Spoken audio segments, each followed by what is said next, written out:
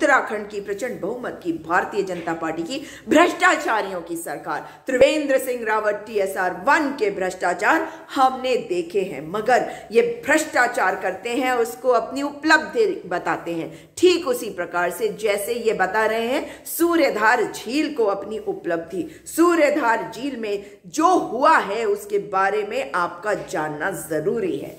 ये dream project है त्रिवेंद्र सिंह रावत का। ये बताना चाह रहे हैं अब लोगों को कि कितने गांवों में ये पानी पहुंचेगा और किस तरह से ये टूरिस्ट डेस्टिनेशन बनेगा।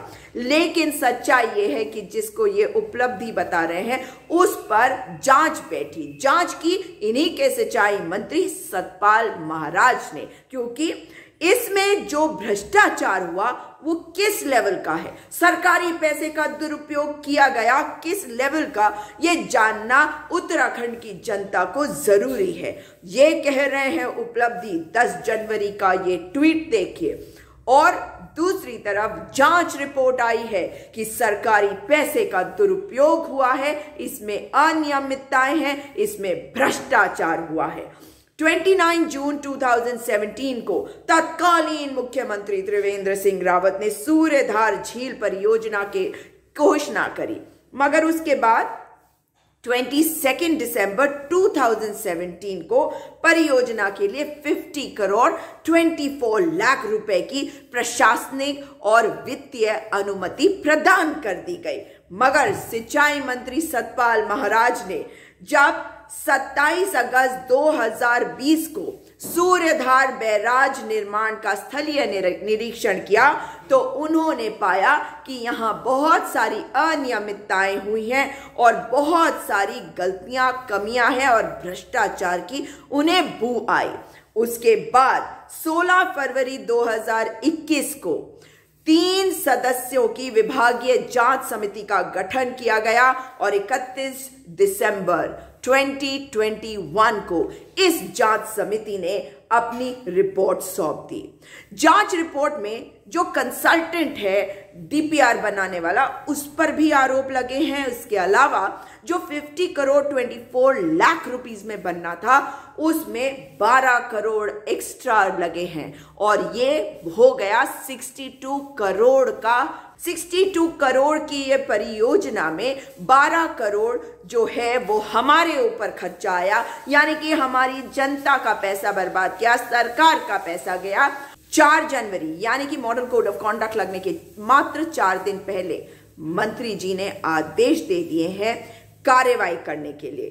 क्या और क्यों?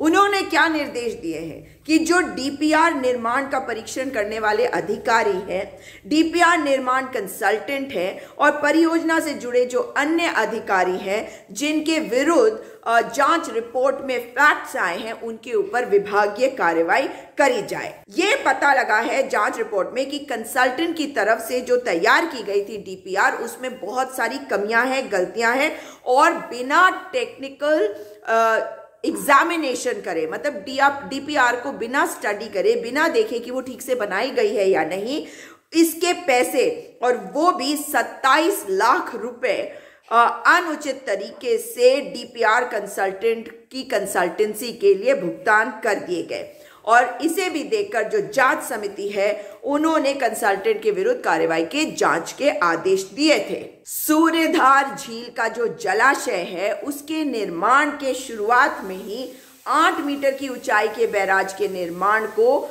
बिना किसी शासकीय या प्रशासनिक अनुमति के 10 मीटर कर दिया गया। टेक्निकल एडवाइजर की नियुक्ति भी बिना शासन के संज्ञान में लाए गए किया गया। मतलब आप एक टेक्निकल एडवाइजर भी अपॉइंट कर रहे हैं बिना किसी अनुमति के। इसे कहते हैं भाजपा की सरकार, और भाजपा की सरकार का काम है कि जो वो चाहे वो करे। इसीलिए तो हम कहते हैं कि ये तानाशाह है। जांच में पाया गया है कि परियोजना के कार्यों में भुगतान की गई धनराशि विचलन, अतिरिक्त मदों के कार्यों, शेड्यूल ऑफ रेट से अधिक दर यानी कि मार्केट रेट से ज्यादा, इस पर काम किया गया और निविदा से संबंधित जो दर होते हैं उसमें अलग अलग वैल्यूज आए हैं। तो मतलब जो हो रहा है, जो होना चाहिए, उन दोनों में बहुत डिफरेंस है। इस वजह से इसमें कार्रवाई करने के आदेश 4 जनवरी को हुए हैं। हमारे पूर्व भ्रष्टाचारी मुख्यमंत्री, जिनको तानाशाह बनने का शौक चढ़ा था, जो जमीनी तौर से लोगों के साथ नहीं जुड़े हैं, क्योंकि चुनाव लड़ना चाहते हैं डोईवाला से, लोगों को भ्रमित करना चाहते हैं डोईवाला के, इसलिए डोईवाला के लोगों के लिए एक ट्वीट किया 10 जनवरी 2022 को। मगर ये नहीं बताया कि सूर्यधार झील परियोजना के बारे में क्या फैक्ट्स निकल के आए हैं और क्या कार्रवाई करने के आदेश जारी हो चुके हैं 4 जनवरी को। इन्होंने अपने ट्वीट में कहा है, जो कहा वो किया, बातें नहीं काम किया, भ्रष्टाचार वाला काम किया।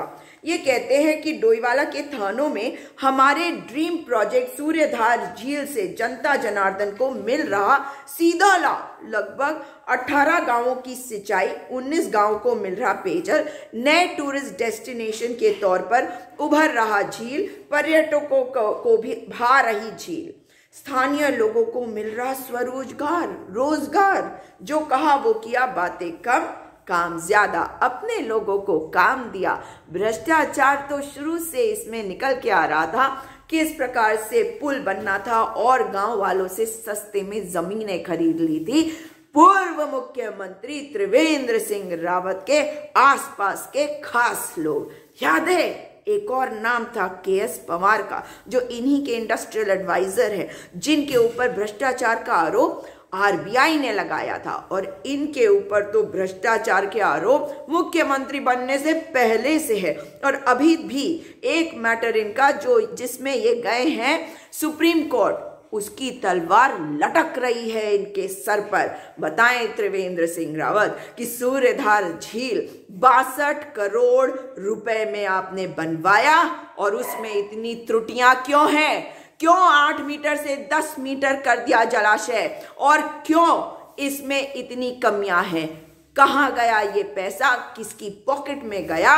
और सारे नियम कायदों को ताक पे रख के इसे क्यों किया गया, ये बताना पड़ेगा पूर्व मुख्यमंत्री त्रिवेंद्र सिंह रावत को, क्योंकि वो एक ऐसे मुख्यमंत्री रहे हैं जो भ्रष्टाचारी है और भ्रष्टाचार पर भ्रष्टाचार किया है त्रिवेंद्र सिंह रावत ने उत्तराखंड के मुख्यमंत्री रहते हुए।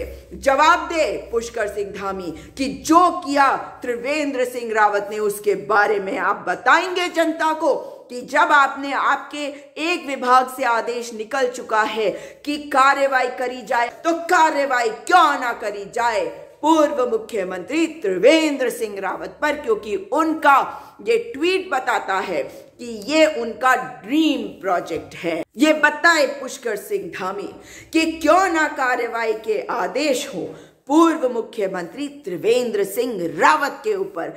क्या केवल अधिकारी ही इन्वॉल्व है? क्या केवल वो जो कंसल्टेंट को एम्प्लॉय किया गया वो इन्वॉल्व है? क्या वो ऑर्डर उसको गया तो इसलिए नहीं गया क्योंकि ये तो ड्रीम प्रोजेक्ट है त्रिवेंद्र सिंह रावत का, ड्रीम प्रोजेक्ट जिसका है जिम्मेदारी भी उसकी है। जनता के पैसे को खा गए पूर्व मुख्यमंत्री त्रिवेंद्र सिंह रावत, और अब उनको सजा दिलवाने का काम करे पुष्कर सिंह धामी। नहीं कर सकते, जनता करेगी। आने वाले समय में त्रिवेंद्र सिंह रावत पर कार्रवाई भी होगी, एक्शन भी होगा और सजा भी दी जाएगी।